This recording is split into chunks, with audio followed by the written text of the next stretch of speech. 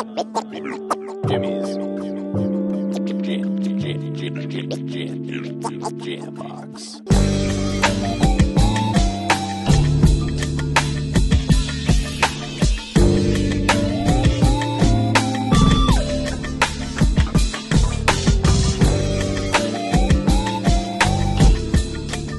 Keep jamming.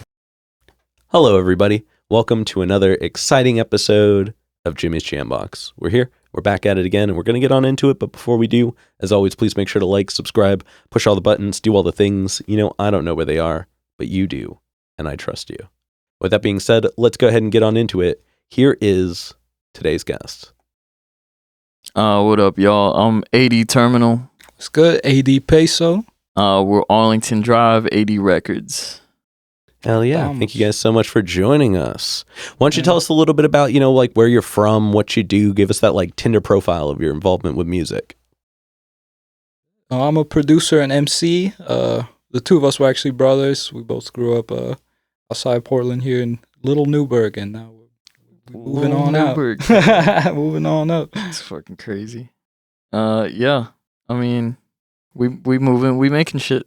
Hell yeah. It's good. Doing what we want. It's great. Hell yeah. And then for those of you that don't know, these guys have actually been on the show before in the early audio only version of it. So thank you guys for coming back. The Jambox Challenge. Yeah, and y'all did it as individuals, so it's cool to finally get you all together. Yeah. And y'all have also been, you did the second Jambox Live. You did the second Jambox Presents. You actually, I believe y'all headlined the Jambox Presents, if I'm not mistaken. But we'll talk about that in a little bit. I'm super excited about that. But let's, just for, you know, the new audience people and the ones who just get to know you a little bit, let's do some of the fun foundation questions. We'll skip over some of the basics. But what we're gonna go right to the crowd favorite. Definitely early question. We ask it every time. What was the first album y'all bought with your own money? All right, this is a good one because we had differing answers in our previous appearances. Okay. So I'm going to correct the record, just get it right out there. It was the Nacho Libre soundtrack, whatever this Cuddy says it was, whatever like actual cool album I was talking about my money, bro. We split the Nacho Libre soundtrack, bro. That shit was... There's some bangers on there. It's goofy because it's like Jack Black in his underwear on the cover.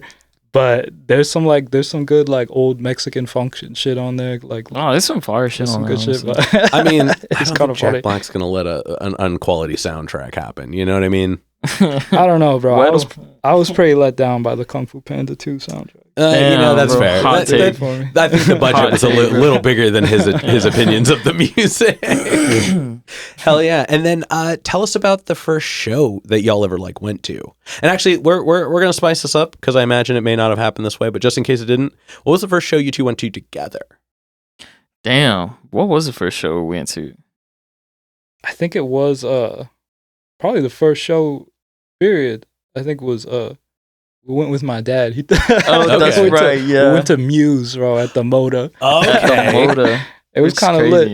Yeah. The lighting, I remember, was crazy. Like, the whole stage setup that they had was fire. Yeah, it's definitely like Muse's vibe. Yeah, I'm not even... They definitely got those aesthetics. I'm not even crazy about Muse anymore, but that shit hit when I was like 14. Some of the old shit I still fuck with. Yeah. Their new shit is a little embarrassing. I'm gonna get on the record and say. I mean, hey, you know, I think as time progresses, everybody moves directions. We all get there. Yeah. Hey. We all hit that point. Life right? is just a train to being corny, and you just you do what you can until you get there. Yep. You know, if you got a thing, why not? Why not? I mean, the Edge's mom calls him the Edge. And that's all you can ask for. That's all you can ask for. Bro, if I told my mom to call me Peso, she would beat my ass. No, for real. Can we have you do that live on the show? Like, can you just call it right now? TikTok, ya para con Lucas. Soy Peso. Sí me conoce. Somehow she would slap you through the phone. No, for real. All right, let's keep moving on because I want to get right into it. Let's get to know y'all more as the musicians. Let's talk about the music here. And we're going to get a super easy one out of the way. How'd y'all pick your name? Arlington Drive, bro. I kind of don't like it anymore. No, but I've come around on it. You come around all the way back. Yeah. I mean, I guess it's cool. I just wish it was a cooler street name, I think. But yeah, so that was the street where our first studio was at. Well, like the first like studio that we kind of built, makeshift studio. Yeah, I mean, it's a pretty functional space. Yeah. Yeah, and it's nice. You know, it was my grandma's crib. And when she passed, I was kind of like taking care of the house for a while, where they were like figuring out what to do, and it was like empty. So it was like, I asked my tia, who was also living there for a while, I was like, "Hey, can I bring some of this music shit in there?" And she's like, "Yeah, just don't get the cops called, and like you're chilling." We so definitely pissed off. There the was neighbors. like there was no running water in there, or like there's still electricity, but no heat, so it was like cold as fuck. But yeah, we got the shit in there. You got to start somewhere. Yeah, that's true. So I like it. It sounds like the name is kind of funny because it doesn't sound like a hip hop group, but I've come around on it. It kind of does. It kind of does. Like, we make like it. I'm so used to it with like now Drive that- in the name. Yeah. Like that's not uncommon in the realm of hip hop. Like, Yeah, that is true. part of it. Like That's you know, true. just like the street or where you're from and things like that. One thing I think is really interesting is that Arlington is a very long name, That's true. but it's not hard to figure out. Like that's kind of a cool dynamic. A lot of times it's Okay, like yeah. small words work Yeah, best, true. certain groupings, but like y'all found a word that is both lengthy, so like aesthetically you can do a lot with it, Yeah. but it's not hard to figure out. It's all like very phonetic. Yeah. So that, you know, I mean, I'm sure that wasn't an instant thought, Yeah. but that's just Again, like, it seems a little old hat now, though. I'm seeing some of these names. I'm thinking we need to change our name to like I am Kill Arlington Drive with some numbers in oh there. Yeah. 333, bro. Yeah. you Angel somehow got to numbers. do the You gotta keep, sparkly emoji. you gotta keep up with the times, bro. Yeah, I mean, we trying to push. Well, at least I like it. Pushing 80 Records is like a second Yeah. name, and like See, kind that's of kinda a like the group, whole- kind of the whole thing. Yeah. The one thing I would say about that is when you lump them together, it gets a little confusing because you hear 80 Records and you think the production side of things. Yeah, like true. you think you guys are like somebody I would go to if I wanted to like make a yeah. dope track, which I mean, you know, You good? Yeah, we could. but Fuck like it. got you, bro. it's confusing when you introduce the two together as a single name. Okay. Yeah, Because then it's like, interesting. like, yeah, it's like, is 80 Records the group? Is it a business? Like, is that like so I think dependent upon what situation you're in, it would behoove you, I would say, to be conscious of which introduction you're doing, just so people know of which space you're speaking in. yeah, I bet. Yeah. But just because like I want to make sure I introduce you to the right people is the right things. You know what I mean? Yeah. Yeah. Much to think And then about. that Yeah. studio too was you put it up initially to make like pop music. Nah, bro. I like that. I was recording like guitar shit. Yeah, it's just yeah. At the amps. And then me and the homie Reflex Mao, we pulled up there, and I don't even think you were there the first time that we pulled No, up. I had a job. Yeah. Yeah, we literally. You guys still in Was school? I still in high school? You Yeah. might have still been in school. No. We had just graduated Okay. high school. Yeah. Yeah. And I was working nights, I think, kind of at the time. But we pulled up. He wasn't there, and fucking Mao was like, "You ever make beats before, bro?" Because his older brother used to make beats. I remember he gave us a beat tape like way back when I was like a kid. Kind of. You remember that? Yeah. Yeah. No, he gave me the CD, bro. I wish Yeah? I could find it because there was some crazy shit on there. Yeah, I bet, bro. It was Yeah. kind of it was like unnerving type beats. Like, But we had never done that shit before, and then we just sat down. We made some beats. Didn't even really know anything about it. Damn. But Well, I we mean, just kind of messed around with it until That's how we it got some. starts. And hell yeah. from there we were just like, yeah, fuck it.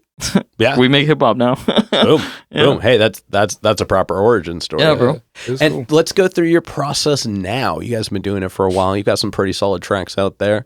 What is your process specifically when you get started on a track? Like, how do you get one going? And then what decides a track is ready to put out? Well, usually first we start by smoking, and then we hit the studio. We do some things, get something started. Get something strong going. Mm-hmm. And then we dip to play like Mortal Kombat or something, and then we don't come back to it. Perfect. Perfect. That was the process for a little bit there, but we're coming back. It usually starts with the beats. Like I'm trying to.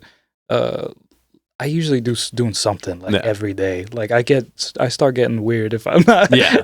And you do a lot of it on the SP404, right? I do now, yeah, which is good because I travel a lot for my day job. The MK2, if I'm not Every mistaken. day, Yes, sir. Yeah, Yeah. we'll clarify it. It's a Yeah, solid yeah. piece of equipment. Yeah. Oh, Y'all can I see love it that thing. in action, by the way. Not his specifically, but if you go back to Mob Rules video episode, he uses one. He did it Yeah. on the episode. Oh shit! Yeah, at the tail end of it. So Should've that brought it, bro. shout out Mob I was Rules. saying, I should have brought it. That would have been tight. Shit. Didn't mean to cut you off, Alright. but I like phenomenal piece of equipment. Yeah, it's crazy. I really like it, and it's it's been kind of like directing kind of the new shit we've been doing, because I feel like it's really cool because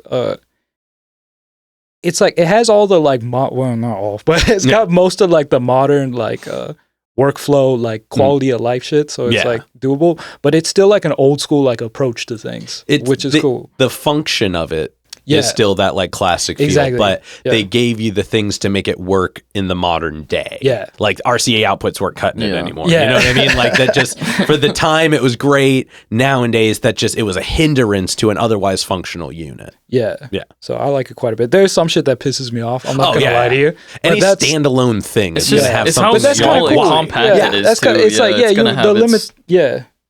the limitations. And the limitations kind of like you got to get creative with it, which is cool. So I'll bang out quite a few beats, and then he'll kind of make his way over to the terminal, and usually whatever like gets us like when we're both excited about one, that's when it like the song kind of starts some heat. Coming into form there. Now, do you produce any beats as well, or are you mainly like vocals? I'm mainly focused on vocals. I've been trying to hone that a little bit more specifically because I'm too like, bro, my brain's too fried to sit down and produce a beat sometimes. No, I feel it. But it's not for everybody. But when it hits, like when I feel the genuine inspiration to make a beat, I can make some pretty fire shit. I think at least. I'm still working on it right now, but I have a solo tape that I'm working on where I produced and did all the vocals and everything. It's coming together, I think. But I don't know. It'll drop soon eventually. Maybe. You know, I say this. I've said this on a ton of other episodes. So this is an old statement at this point. But it's important to know the process to a degree. You know what I mean? Like, I'm not saying you have to be the best, but you should know what the buttons do. You should know what the buttons do. Like, if you want to be able to communicate your art 100% and not have to like deal with finding that one person who gets you because nobody else does. It doesn't hurt to be able to communicate. Even though I got this guy. Yeah, I mean it's a little different because y'all are related and have been around for each other. But that's the thing is if you don't find somebody who like understands how you communicate immediately, you are fortunate enough to, and y'all happen to be roommates. Yeah, true. We're trying to produce more like together because. We've done it a few times. Got some fire shit. Like Thrash is one of my favorite like pieces of production that we put out. Crazy. It's definitely a bang. That he did like the majority of the beat, and I came in and like laid the guitar down, just kind of cleaned it up. And, like, I remember initially I was like, damn, like you kind of took like the original because I was going for more like a like hyper pop rage kind of thing. Mm-hmm. And I was like, I kind of fucked with it more, but like the more I listened to his version of the beat and the more we worked on it together, I was like, dude, there's no way that like I'm going back to the first one. Like it's just it fucking hits, man. Those guitars. That's the best part of collaboration, I think. Because like it's having an idea and then seeing what somebody else turns it into. Yeah, I think a lot of time where collaboration can fall short is when you're like, I have this idea, and someone's like, cool, I have this on top of it, and you're like, no, that doesn't. That changes my idea. And you're like, well, what do you want me to do? This specific thing, and they're like, but that's not my idea. So like that, like I think true collaboration comes in the form of. It's not always pretty either. Like the struggle sessions are like worth it because it's like if you have some shit you believe in, like either like. Bring it up to the level where you convince them because you've like showed it in like a level of quality, or just be like, be ready to kind of have it change into something else. It's all about communication. Yeah. Well, that and as you work with somebody long enough, eventually some of that narration doesn't need to be said. Sometimes you can walk into a room and just tell how somebody feels about something. Yeah, just based off of like what they're doing or how they're saying it. You could just like hear the tone and be like, all right, I know either they do want this or they don't want this, and I kind of fine either way. Yeah. So like sometimes it could just speed up the flow to know what the answer is going to be because you trust the other person anyway. Yeah, and I'm excited for this. Some of the new shit that we're working on, like project wise, because it's like I feel more comfortable as a writer and like an MC these days. Like when we first started, I felt more of a producer that also like did vocals. You know what I mean? Yeah. But nowadays I feel like coming into my own. So we're do tracks. Spits bars around me, dude. Yeah. just for a frame of reference, real fast. How long have you guys been doing the music together as the project? For Arlington Drive, been around since probably like late 2019. Late 2019. Okay. Yeah, it didn't really like get its fully formed until like 2020, like late 2020. Okay. Yeah. Yeah, like I said, just for a frame of reference. So, for Yeah. It's been it's been a time minute. goes fast. It feels like we just started working on shit like last year. Yeah. I mean, you're not super far off. Yeah. You know what I mean? Yeah. You know what I mean? True. I mean, shoot, this show's almost a year and a half old. Yeah, it's Damn. crazy. So I'm not far behind you guys. You know what I mean? True. Hell yeah. But don't want to run away from the main question too much. I do want to focus on this last bit, which is what decides a song is ready to put out. Yeah. Like, when like Putting out a song. yeah. Yeah, We that's don't the part do where that. that's a good question. We're still asking ourselves that. Well, here, you know what? Just for you guys, just because Yeah, you guys yeah. have been such big friends of the show for so long, we're gonna modify it. We're gonna do a little Jimmy couch question session here. interesting. What is holding y'all up? Like, let's talk through it a little bit. Yeah, Let's see what are the things you're running into. it's tough because it's a lot of times it comes down. I have a pretty high standard. We mix all our own shit too, and I have a pretty high standard on that. And it's one of those things where it's like it's always more exciting to like start doing something new. You know what I mean? Yeah, It's just like the potential of it is like more attractive than like having to like be honest with like the details of like where shit is at the end. But I'm getting better with just kind of like I was like, all right, if I felt like confident enough in this and like in my approach at the time, then like it's still there. So just getting it to the end there and like still have that high standard, but also just like being like, all right, it's time. You know, it's like getting to the end of a relationship. You know what I mean? It's like, all right, it's time. I got my finances up. Yeah. Yeah. Okay. So then, I mean, do you want to add in anything on that? I guess, yeah. I mean, it really comes down to the mixing process, I think. If things are like moving when we're doing the mixing process, because I mean, for a lot of our last projects, I wasn't around for a lot of the mixing process, or I would fall asleep in the studio and he would just keep going. Yep. God, I know how tired. that one Yeah, goes. yeah. You just look back and you're like, oh, they're asleep. All right, well, But here I go. When shit's moving and we're introducing like a lot of new and interesting ideas of just like how much a song can change in the mix, you know, and like focusing on like adding just small details and making things vibe differently. I think once it kind of reaches that momentum, it's a lot easier to kind of finish up doing something and like really focus on it. But sometimes that momentum just like does it isn't there right away, or gotcha. you know, something. But I gotcha. Yeah, so that's something we're working on and trying to like, cause like we got shit that, especially I think doing shows helps too, because you get to experience it in that context, and it's like, just drop it. You know what I mean? Yeah. Like, what are we doing? Like, Well, it's like people are gonna like, especially as you perform new stuff. People are gonna want to be able to hear it. Once they're familiar with it, they're gonna want to be able to get more familiar with it. The amount of times people have come up to me or us in general and been like, "Oh, where can I listen to this song like specifically?" And I'm like, the next show, like and see, the and next show maybe. And and there's nothing wrong with that approach either. There's such a weird narrative that we won't dive into on here, but that just like just to pincushion it real quick. There's such a weird narrative on the requirements and the lack of requirements and how you should and shouldn't put out a song. Yeah. And, when really it's not. Like, in my opinion, my humble solo opinion, I think it's a lot simpler than that. Just put out music as much as you'd like to. Yeah. Like you can put out a song every week. You can only release albums. You can put out one song every month and an album every 3 months. Like there is nothing wrong with it. There's nothing wrong. We keep saying we have to do it for this, or you shouldn't have to do it for that. Like, yes, if you want a particular outcome, there's a method, there's a formula, but there is no you have to do this. Just across the board. You put out music whenever you want.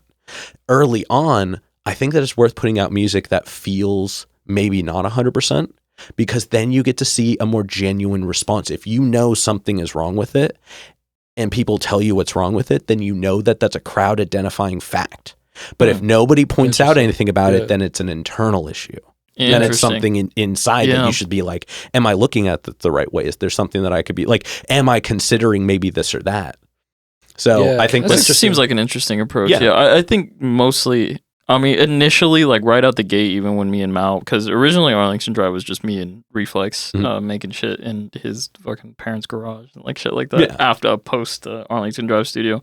But like even back then, we were kind of like, we wanted to avoid like the content cow, like, you know, kind of like we have to make something and have to put something out, even if we don't feel like it. Because like, then like, why are you doing it? You know what I mean? Like, well, if you're not, you see, we focus on enjoying the process, you know. I want to steal that question and put it right at the front. Why are you doing it? That is exactly like that is the point. Like the reason that you choose to do it is any reason is fine. Mm-hmm. It can be because you love making music. It can be because you want the clout. Like, I mean, I'd hope it's not. Yeah.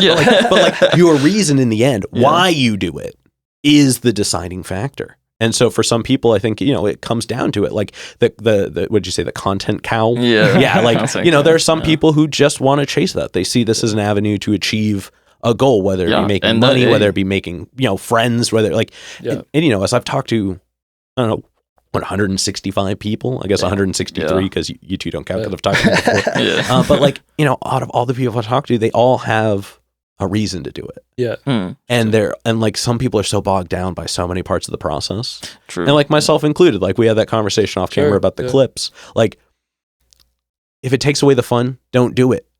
Figure out a comfortable route otherwise, or change your expectation. Yeah. If your expectation is unachievable because you don't believe in the process, change what your expectation is. Think about like how you can make it not end goal, but sustainable goal. Think of steps. Like, there's so many things into it. And I don't want to preface what I said before about like putting out tracks and like thinking of doing it. Don't change how you choose to put it out. But like, there's a lot of freedom. I get what you're saying. There's a lot of freedom in music. We can, like, it's such a gift. Yeah. And that's a good point. And it's like, we've been talking about that and kind of finding new ways because like at this point we have like, a good year's worth of shit that's like, when we revisit, it's like, oh, this is cool. This is fire, and it's like, some of it's like, oh, those files are like gone and like shit like that. But like, we're talking about a little project that might be kind of side project almost that might be popping up where it's just kind of unearthing some of those and doing some like, and if they sound rough, make them sound rougher. You know what I mean? Do some like, you want to know some real fun like thing you experimental can do? shit and just drop them out. You know what I mean? Yeah. You want to know a fun thing you can do, especially like experimental stuff? Yeah. Find somebody who like you get along with really well, that you know is into it and is maybe not quite up there, and just let them have a go at the mix. Like you don't have to use it, but just give it to because if it's experimental anyways, it doesn't matter if your hands are on or not. Yeah. But if you give them something that's a little bit meatier than them having to try and come up with stuff, and they have an opportunity to use all the things that they've been trying to do with their own version of something that just doesn't hit, and like they have something malleable. That's a fun idea. Like the newness, like for them, they're going to want to try harder because they're not familiar with it, and they want to do a good job because they're included. Yeah, and that's how it is too. Because like I'll make stuff for other people, and like that's easy. You know what I mean? Like, I'll do that in like a day. And it's just like, being objective. Yeah. Like when somebody can listen to music, and that's why, just to circle back to one other thing y'all had said, there's nothing wrong with doing the process yourself, 100%. But there are benefits to introducing somebody to one part of the process. It doesn't matter which part that is. You can pick any. But defamiliarizing yourself with one part of the process allows you to experience it a little bit fuller in the end sometimes. Again, in my opinion, I don't want to speak on anybody else, but I've found that sometimes taking your hands off a little bit of it makes it so when it revisits you, it feels new again, and you don't need a large, it's not like you have to take years away from it. You could just like, you could give it to somebody else, they mix it for a week, they give it back to you. In that week, you've lost the sharp edge. And then when you hear it again, it's different. Right. They have made it different, and you have this opportunity to experience it as new and communicate what you would like if a difference. But also sometimes it's the solidity, or oh my God, why can't it? It can solidify it because you can get it back and be like, this is actually, I like this. Yeah. Like we don't need to make a change now, rather than go through the back and forth. This feels settled. And then eventually you just meet somebody who's really good at it, that vibes with what you do. That's true. And now you have another member of the team who's picking up the parts to do, like, to make your music that fuller experience. That comes back, that's the team aspect. Yeah. But I apologize. I've been railroading your guys' interview here. Like you're saying, there's different avenues, and it's cool. And it's like this new stuff we're doing. Another reason I like kind of working a lot on the 404 is it kind of, depending on how you do it, it really bakes you into stuff like early on. Like you have to commit to certain stuff because there's like on digital, you can undo until you're back on the first note you put in. You know what I mean? Yep. And with this, like, once you're at a point, it's like, all right, this is how it sounds. And it's like, I liked it then and I like it now. So it's like, all right. You have to force yourself to commit to something a little more often. Yeah. And also it's like, and just thinking of music differently and like mixing where it's like, all right, maybe this isn't technically like correct or like super high end, which is funny because that's never what I was going for anyway. You know what I mean? Like I knew what we were doing. I don't think anybody picks up a 404 for high end. Yeah, exactly. Like I don't need to sound like, you know, $1 million studio. No. But it's like, I think of like cool records that I like, and it's like those imperfections stick out, and it's like you like them for it. You know what I mean? So it's like kind of leaning into what's interesting about it and just letting it ride. So I'm working on it, you know. But we're hoping to like be putting out quite a bit more stuff here pretty soon. We have a good we were in conversation. We have like when we put out the first album, Better, that there's songs on there, Round 3 and then Dream Fuel 3 are called that because it is like the third iteration of the album. You know, we had like 3 records. We had straight up 3 records. Like and then we put out that and we're like, next one, easy, bro. And now we have not 3, but we have 2 now. So and now maybe we'll do something with the other one. It's been out for a year now. Yeah. It's crazy. A little bit over a year. So we have like 2 projects worth of stuff now. So we're trying to like, I'm coming back to the first one and being like, we could do something with this. Hell yeah. And just so I will say, exciting time. Better did age very well. I think at least. Well, why don't we go ahead, and that's a perfect segue back into this next question. Let's talk about if you had to show anybody, or if you had to show somebody one song, and I'll have you each answer individually. Yeah. But if you had to show somebody one song from all of the music you have available, which song would you show people? Me personally, the go-to that I have is Bleeding Chips. Okay. Yeah, because I think it encompasses a lot of the like experimental sounds that we were trying to incorporate. It's a little funky. It's got a nice bass line. You know, it's got recorded instruments on it, and we all we bar the fuck out on that song, man. Like I fucking love some of the shit Sino's verse, Sino Gabriel's verse on that shit fucking hits too. And I'm really proud of the verse that I put in. Like, bro, the opening bars and like the inflection that Peso uses on that is so unique and interesting. And I think, I almost like think a lot of times I want to tap back into like that specific energy. Okay. But then I think about it sometimes. I'm like, damn, that's such a good song, bro. I don't know if I fuck it up like a second time, then like, I don't know. Yeah, Bleeding Chips for sure. I fucking love that track. Oh yeah. Yeah, it's tricky. That's a good one. I want to say Round 3. That one I think is a cool, just like, I think that's one of our songs that really like hits on a lot of things that we do well. And it's just like, and is the most like, you can listen to it and just like, if you like music, like it's a good time. You know what I mean? It's not as like weird as some of our other shit, which I like a lot, but it's like, you can just kind of get into it and it's like, it's a good vibe. And there's still some like weird, like off-kilter sounds in there that kind of sneak in. Yeah, so, and that hook is just monster, bro. It's a fun one. I love that. I love doing that hook live. It's so much fun. Yeah. I mean, your guys' sound live. I'm going to use this as the opportunity to segue into the next one because I mean, I've heard majority of my experiences with your music has always been live, which I think is really cool. Yeah. And it's really put together. Like especially after the Jambox Live that we did, the recording was phenomenal. Like we ended up using the recording from the live take that we did versus like the ones y'all sent after because it just tracks so well. Yeah. And even at Shanghai when we were doing Jambox Presents, that like the sound guy commented on it. Like they're like you guys have a good presentation of sound, both sonically and when you look at it like on paper, like the way y'all have it put together. So I think that's really interesting. It's a cool attention to detail that I think a lot of people lack. Like when they show up, they're like, "Oh, play it off my Spotify." You're like, "Yeah, that's weird." You're like, what? No, like, strange. And I mean, you know, and I understand some people don't have access to resources, and some people don't understand the processes. For me, some of it is for the people who are going to producers. Why are they not leaving with live cuts? Why are they not leaving with like certain things? Like ask for things. Like and like, you know, I mean, producers should be offering these things. It's not a hard extra export. Like, oh no, an extra 15 minutes for like a larger format export. Like not the end of the world. But like those are the kinds of things that make a difference because live, you know, people want to go and see. That's the point of doing music on the internet is so people can go and see you in real life.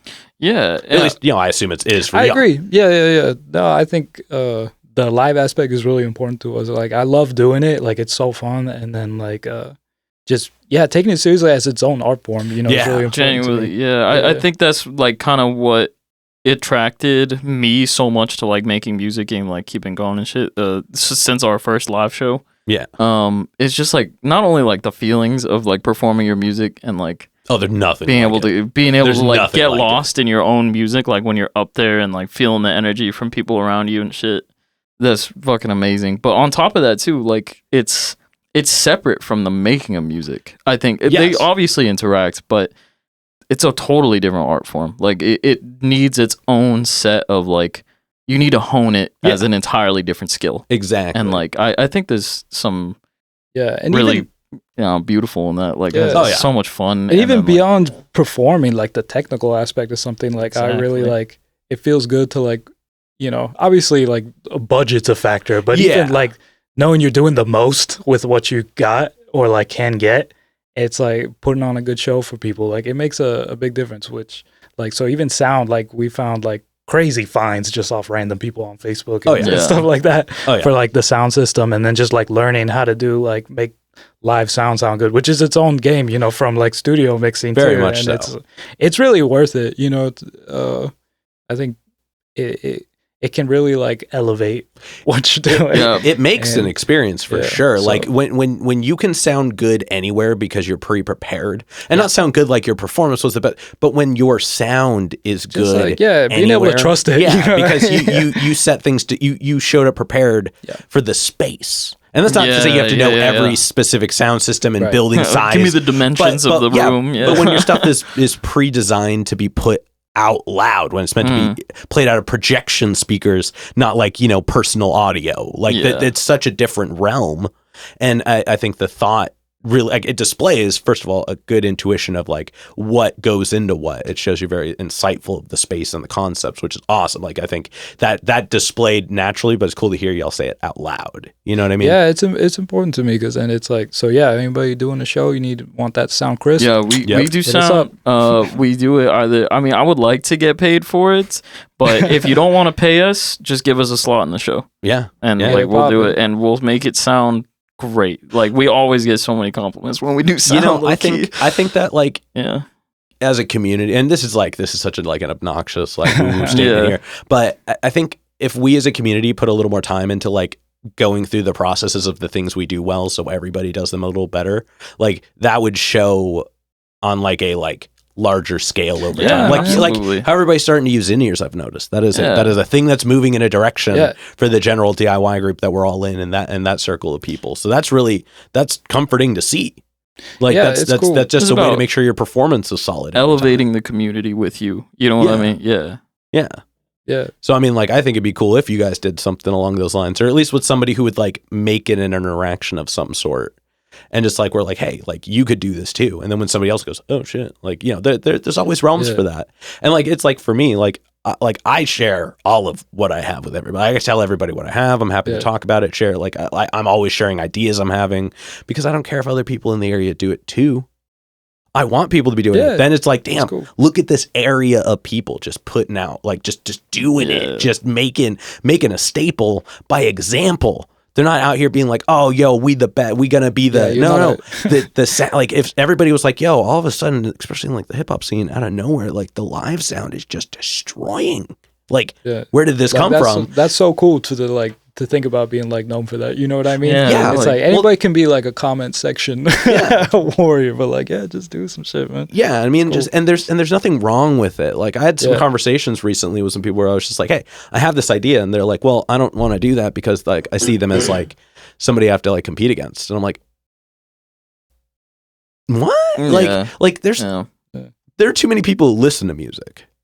For it to be a competition. Come on, man. There are too many people who want their music to sound a certain way for it to be a competition. There are too many people. And like there's nothing wrong with having like that competitive spirit, like if it makes you like kind of want to go hard, but like don't put people down, man. Don't put people down, and don't like lock yourself out of things because of that. It should want to get you more involved. You know what I mean? Like you know, was it a rising tide raises all boats? You know what I mean? Like a team, there is no I in team is such a cliche statement, but like I think that the ability to like not have to like work with people to make your ideas happen, but to work with people because the idea of other people adds something enthralling. You know what I mean? Like the addition of somebody can be different, and you don't have to like think it's going to be the best in the beginning, but don't be afraid of different.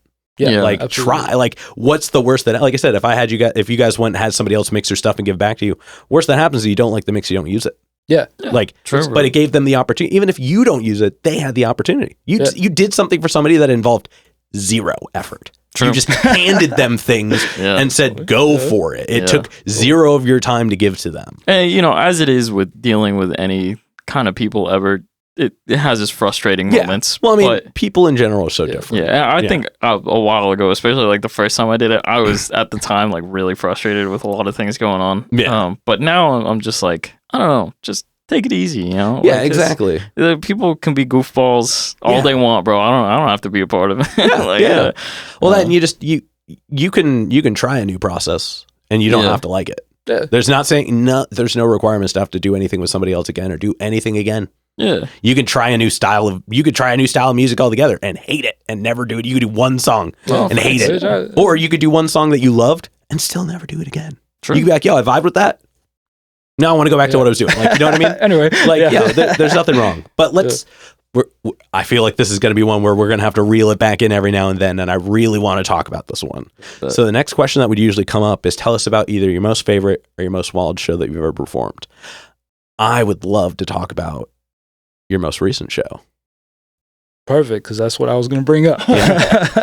That the Shanghai set we did with you, Jimmy and Max. Jam Box Presents. Yeah, which y'all can go watch. Check it out. After this interview, it's a few episodes back. Yeah. Actually, the official last music episode for the time being. Okay, perfect. Yeah, so Far. at least don't gotta scroll that much, man. Go for it. Yeah. That was a lot of fun, man. I'm glad you put it on and hit us up for that, because like we really wanted a full send. And I think we did. Oh, y'all crushed it. Y'all crushed it. I mean, it's also, it's always, self-critical. It's always like game day footage when I see like our live performances and stuff. You're just going over the things that we need to improve on. But like overall, I think I'm pretty satisfied. I had fun. It feels like a bit of a turning point one too, where like we tried some new stuff and like some worked, some like we need to kind of retool a bit, and also just like as performance, like it was cool being able to see the footage and like just myself personally as a performer. There's things I've picked up on that like I feel like I finally kind of cracked the code in my head to kind of like kind of up to the next level. So every show we do, we like to like try at least one thing new. You know what I mean? Oh, you should every time. As far as the process, you know what I mean? Kind of up our game. And this one, it was like quite a few things came together. I feel like. It was a really solid performance. Yeah, like we were doing. Let's see, man, we added a whole lot of new shit in that one. Like I went to Max. Max Skelly Jelly helped us out making a lot. Shout out Max, friend of the show. Some of the Max. The intermissions are like the transitions between songs, which some of them were sounding crazy during that live set. Yeah. Max killed it on those. And then let's see what else that was the first time that we really went like pretty hard with the 404. Yeah, having that on stage, and then really the in-ears as well. Yeah. All that put together. As a person who was in the crowd watching it, let me just say that it was a really tight performance. Like it felt really together. Like y'all kind of like you had your interactions between each other. You all had like, it was cool to see both of you kind of maining, you know what I mean? Like that it never felt like one person was doing the most. Yeah. Like it feels really balanced as far as the performance goes. And I mean, I already said it 1,000 times before, but just to circle back, the sound. It's really, I would hope this goes without saying, but it's one of my favorite parts of your performance because it's really enjoyable. Like it's easy to pay attention to while watching y'all do your thing. Yeah, thank you. Appreciate that a lot. Yeah, and we tried some new stuff with like how we did the beats and versus our mics, and we have it pretty smooth, especially with the full. Okay. So getting those new like the vocal patches on the SM58s are changing between songs. And, it's So we finally found a way to have our mics like go out separately too, so the sound guy doesn't hate us because it's all one stream. That's definitely a bit of a process. Which actually, I have we're not going to do it on camera, but I have a small idea for you guys to set up that we'll talk about off that I think would be kind of cool. I think it would really enhance when you go places. Okay, but cool. Off camera or the Patreon. We're going to need that. No,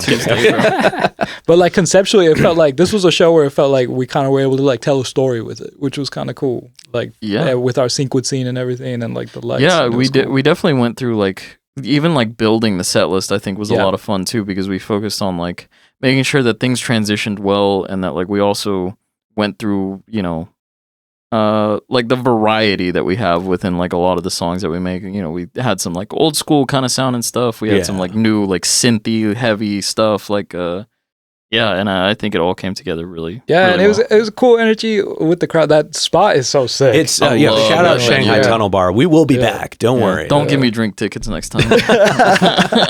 Wait, there weren't drink tickets. No, I think you have a build up. But no, I mean it's a great spot. It's really like it's intimate. It doesn't feel like overdone in any way, but the sound is really good. They actually just soft plug for them. They actually had somebody come in and like tune the room, like like set up the sound, and all the people who run sound there. It's a small team of like moderately accomplished and actively performing engineers, like studio engineers. So like these people, like I could tell, but like that, like the dude that did Justin is his name. You know, shout out Justin, big fan. Shout out. He like plays in like 3 bands and like does like live sound all the time and like does record it. Like he is just in it. You know what I mean? So like that's just like they have, for the sound part especially, they have all the right people in the right places and the right stuff. Yeah. So it was really cool to be able to do that, and then also just everyone that came out. You know, great energy. We really put out the feelers for that one to like because we were excited about this one. So we had some people pull up that we hadn't seen in a while. And it was cool. Just that whole night, just like hanging out, and everyone else on the set too went hard. Yeah. It was a great night. Yeah, I felt like I don't know. It's weird because I had a lot of like different friend groups that don't normally interact with each other. You come to that show and finally interact. So I was like, damn, I had crazy crossover episode. I had somebody come to the show who like never goes to any of that. They were like, this is my one night out this year. And I'm like, okay, all right. Like, hey, this is gonna be interesting for you, my friend. He like actively listens to like pop punk. You know, he like I was like, dude, this is not your space musically, but it's really cool. It's fun. Yeah. Nice. Everybody had a great time. The guy who like does the bookings and stuff, Charlie from Shanghai, he loved your guys' sound. Like he said really nice stuff about everybody, but like he made comments about y'all afterwards. So just know like that stands out for sure. Shit. I mean, it's a nice venue. Yeah. If you guys have to come back. Hell yeah. You ever need someone come in clutch? Hell yeah. All right. Now we've got one last question to go to wrap up the artist focus. And this is kind of a dense question. So I'll let you answer it however you want to, because y'all do work together so closely, but you can do it individually if you want. But for this one, it's a really like introspective question. When it comes to making music, so not like what comes from making music, not like the responses of it all, but in the thick of it, when you are doing it, what is it about the process that just like makes you want to keep doing it? That's a good question. We were talking a little bit about this somewhat recently. More about like what we want from it, and it's like because like hold on, what we get from doing it is like we were trying to figure that out, and like that's when I don't know if I have an answer, and I think that's like probably most people that like do it. It is like almost like a compulsive level. You know what I mean? Yeah, and absolutely. it's like there's something like. But you know, like with anything, you know, it's whatever like combination of just like your like personality and like just circumstances, like the things you were exposed to, and it just like they come together, and it's like, oh yeah, that's the shit that like makes my brain fucking like, you know, and it's like that's good enough for me, you know what I mean? It's just something about it. It's just, you know, it's like it's infectious. The creative drive, you know what I mean? I feel like that's all we really got, you know what I mean? It's like, at the end of the day, that's all you got that's yours, you know? And it's like, this is the way I found that like speaks to me to apply that.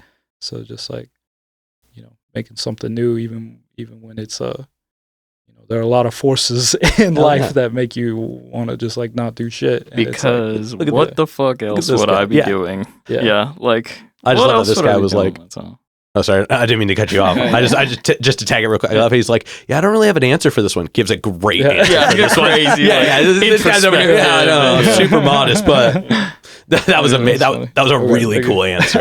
My answer is basically the same thing, just dumbed down. Because like, what the fuck else would I be doing? Yeah. Well, if it's not this, then like, dude, what I'm gonna like eat ramen, watch YouTube like more often than I do. Like, can't you still do that? There's plenty of that. Like, yeah. No, I totally get it. I mean I think that when you break it down to it, that's a big part of it. Yeah. Hell yeah. And it is funny. There is like a I've noticed that. I feel like it happens with a lot of creative people, and it's something I feel like I have to keep in check. And I'm doing all right, but there is like, I was thinking about it. There is like almost there's like a narcissistic component a little bit of just like totally, because I'll get into a new thing like every week. It's like I'll be really into like cinema for a while. And it's like, I'm gonna write this script. I'm the best at this. Not even I'm the best of it. For some reason, I was like, why can't I just enjoy this? Like I would immediately want to know how it works. Like break it into its like smallest pieces and like Frankenstein my own shit. Yeah. And it's like, well, it's a good time. So fuck it. But so I'm a little envious too. Some people that just can just like. Hey, they just pick it up. That's why I like experiencing things sometimes, just like not sober, because I'm not thinking about like the intricacies of it a lot of times. I'm just like, it's the emotions of it. Yeah. It's cool. Yeah, but especially my own music, I feel like I'm so like tied to it that like the only way I feel like I can experience it like somewhat objectively is like when I'm just like high as fuck. Yeah, that shit's great. Yeah, hell yeah. All right, y'all. We're gonna wrap up the artist focus part. Thank you. That might be one of my more favorite ones. No, I'm kidding. We love all the episodes equally. But we're gonna go ahead and we're gonna dive into some hypothetical questions. And these ones are fun. Just sky's the limits. Just go for it. And this one we're gonna ask. This is a 2-part question, and I've recently started modifying it for multiple people experiences. But obviously, the first question is always: if you could work with any one artist who's currently alive, who would it be? And how would you work with them?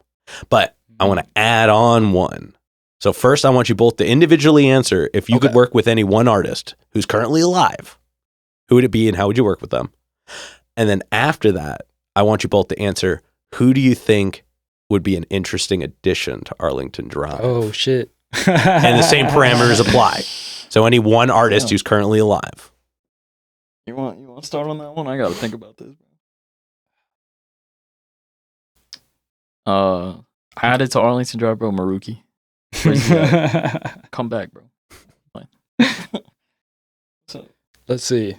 That's a good one. I'm trying to remember what I said last time. So if I don't say the same thing, oh man, I lightly. We can just modify this question to the who would you add to Arlington? I for a second I forgot we did the early ones.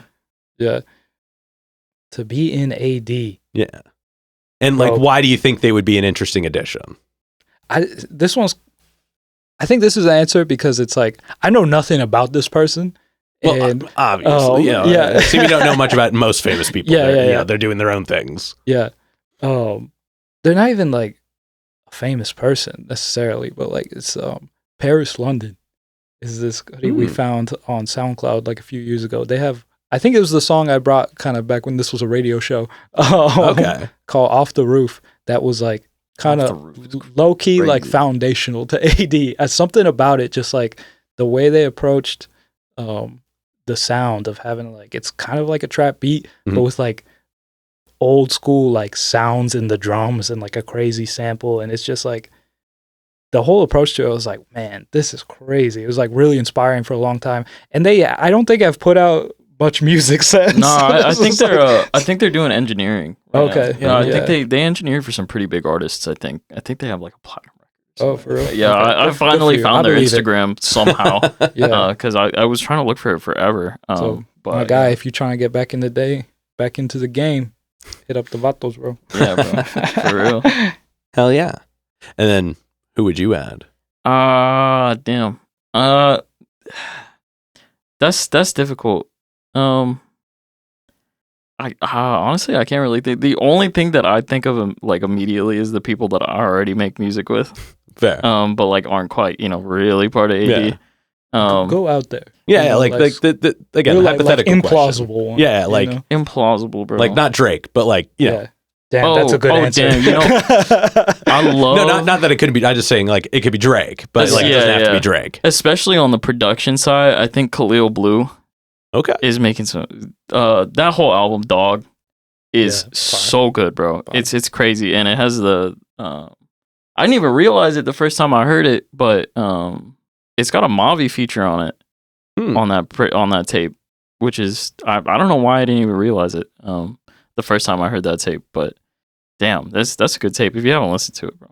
that's some good stuff. Dog by Khalil Blue. But yeah, I would love, especially on the production side, his beats are crazy, man. Hell yeah. They're really good. Sorry, Paris, London. I'm changing my answer to Drake. Drizzy.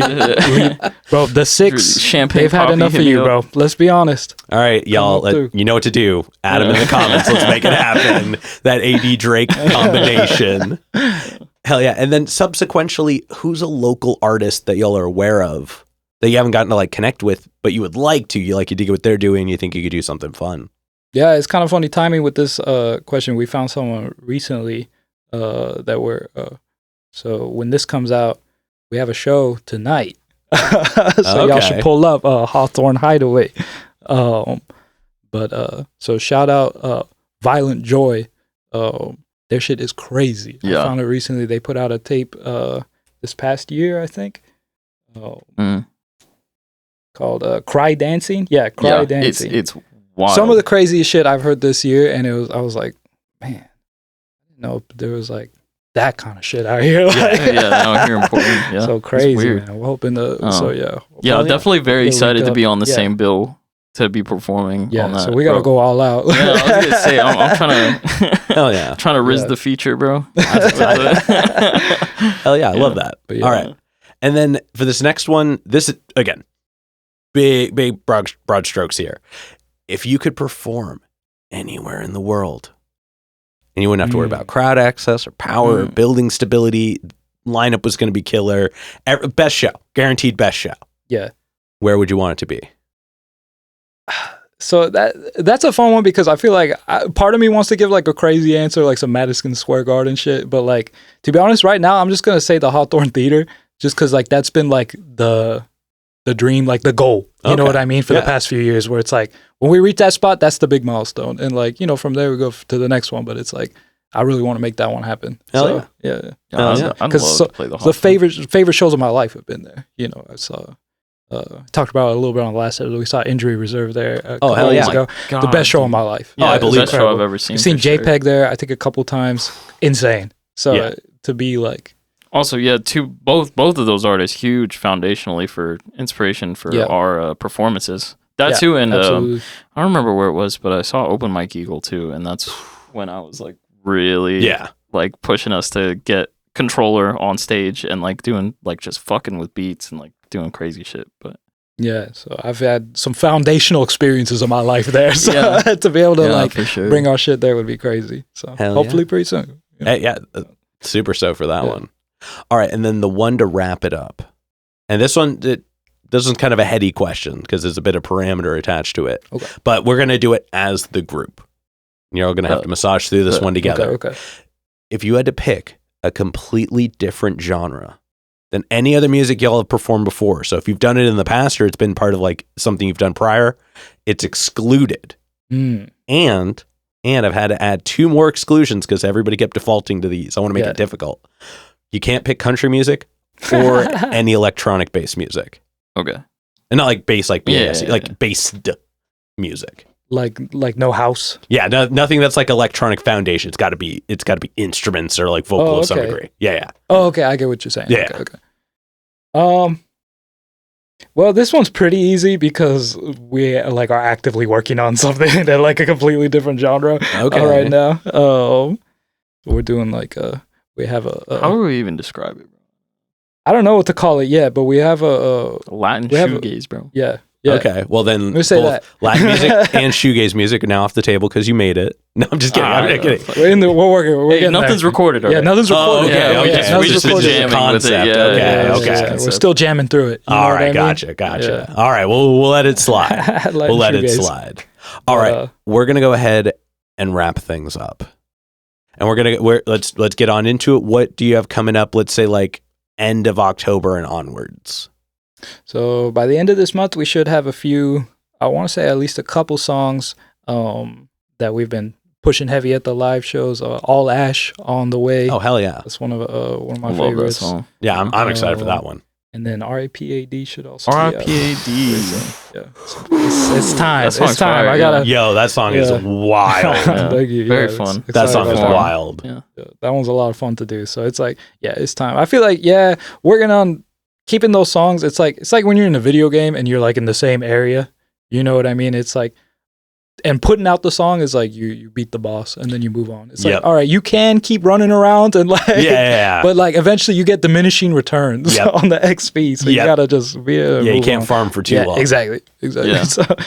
So we're hoping out start pumping out quite a few songs that are kind of from the first iteration of this tape, and then later down the line, hopefully early next year, we'll have this new. And then I'm hoping this month too to at least get one single out from the solo tape that I'm working on. Okay. I wanted to roll out this song with like some kind of visuals, like not like quite music video, but like promo stuff. I do some of there's a few of them on my Instagram. They're not like crazy or anything, but I wanted to roll out one of those with that. So hopefully that this month as well. Hell yeah, that's exciting. And then, show tonight. And then, as in tonight when you're watching this episode. When you're watching this episode officially Tuesday, airs. Baby. Yeah. See you next Tuesday. Yes, sir. And then hopefully some plenty of new shows in the future. We're definitely hoping to do the first like 80 Records show pretty soon. We're still trying to figure out exactly how we want to do hopefully it. Like, this year. What kind of venue, or if it might be some real like guerrilla shit out the U-Haul. Out the U-Haul. Could be a vibe. So keep an eye out for that. Love that. All right, and then for this next one, go ahead and look straight at the camera and tell people how they can find you. Do individual @ and then group @. Okay. You can find me AD Terminal at Terminal Annex on Instagram.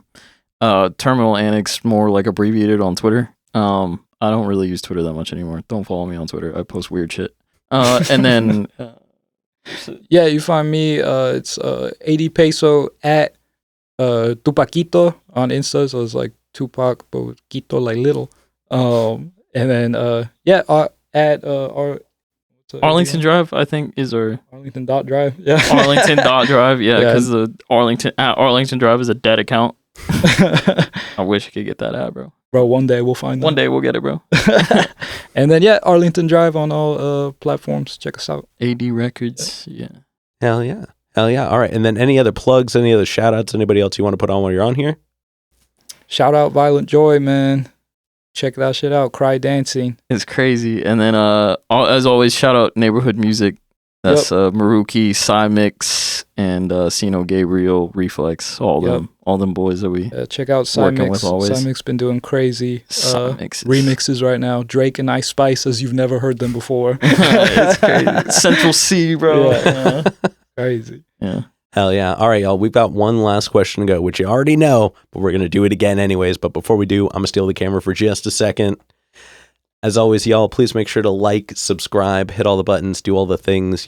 I don't know where they are, but you do, and I trust you. And with that being said, the final question. What is y'all's guilty pleasure songs? Oh, boy. And I feel like y'all probably have some new ones. I feel like y'all probably taken a little time to think about this since your last answer. Yeah. And let's see if it's changed. What you got? Man, the original one is tough to beat. All right. Well, then just for everybody who didn't get to hear that one before, what did you pick last time? I'm going El Sonidito. Yep. That's the one.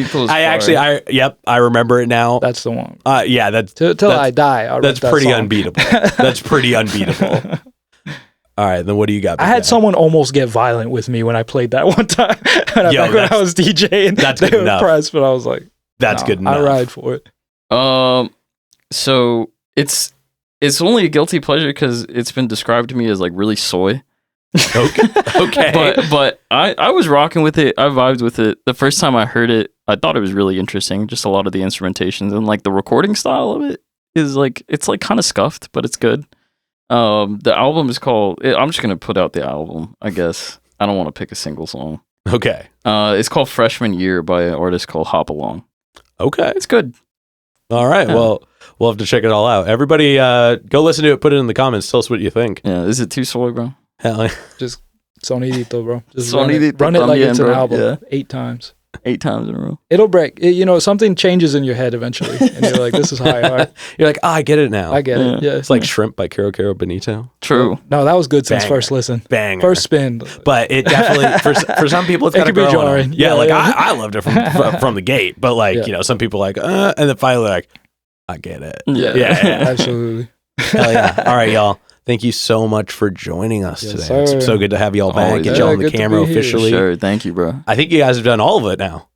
You've done every segment that's available. Hey, let's go. Yeah, I got the challenge coin. Yeah. I'll soft drop one here. I'm thinking of doing like when people put out their albums, they can come and we can like talk about some of the tracks they're on, like dig into it, like like Jambox of old, kind of. Dude, So play some clips of the songs. I'm on the fences about it, but I won't put that all in there. Okay, I have thoughts in both directions that I haven't massaged out yet. But like I said, you guys have actually done everything there is to do. Jambox All Stars. Yeah. Jambox Soldier, bro. Yeah. I think you guys might be the first ones to do all the things. Shit. So, Let's go. Good on Fire. you. Hell yeah. All right, y'all. This has been another exciting episode of Jimmy's Jambox. I'm Jimmy. Mashallah. I'm AD Terminal. AD Peso. Hell yeah. And they are Arlington Drive. And we're signing off. Later, y'all. That's a wrap. This is not a podcast. This is a show.